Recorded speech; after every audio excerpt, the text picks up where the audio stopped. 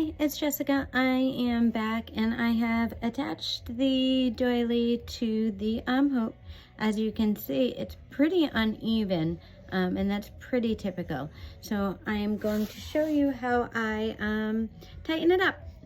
And so you go with your starting space, you'll have that tied off, and then you just start working your way around, gently pulling the strings that you've already attached your doily pieces to. And so as you do that, you'll notice it starts to tighten up. And so, like I said, it's pretty standard to have it be kind of all over the place and look like you've completely attached it in a way where it's uneven. And that's fine.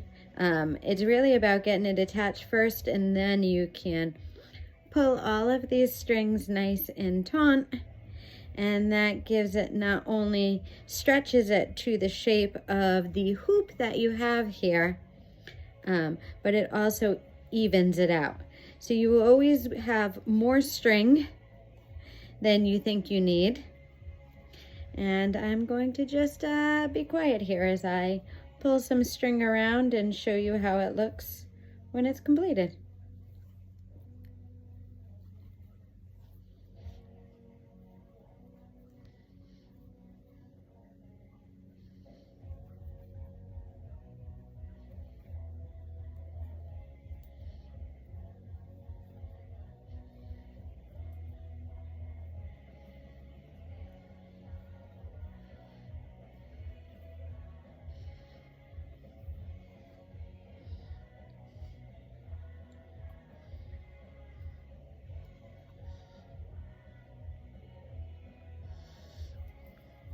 And what I'm going to also say here, because I've just made it around for the first time, and so you can see it's definitely a little bit tighter than what it was when I started.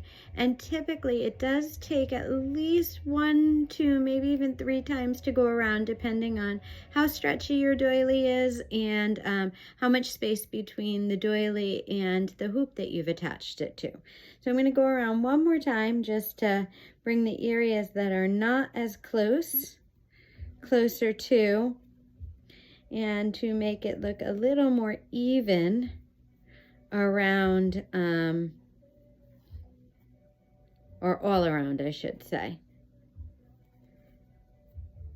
And today I chose to work with a string that I think is really pretty in that you cannot see it as much, so it gives the doily a more suspended look.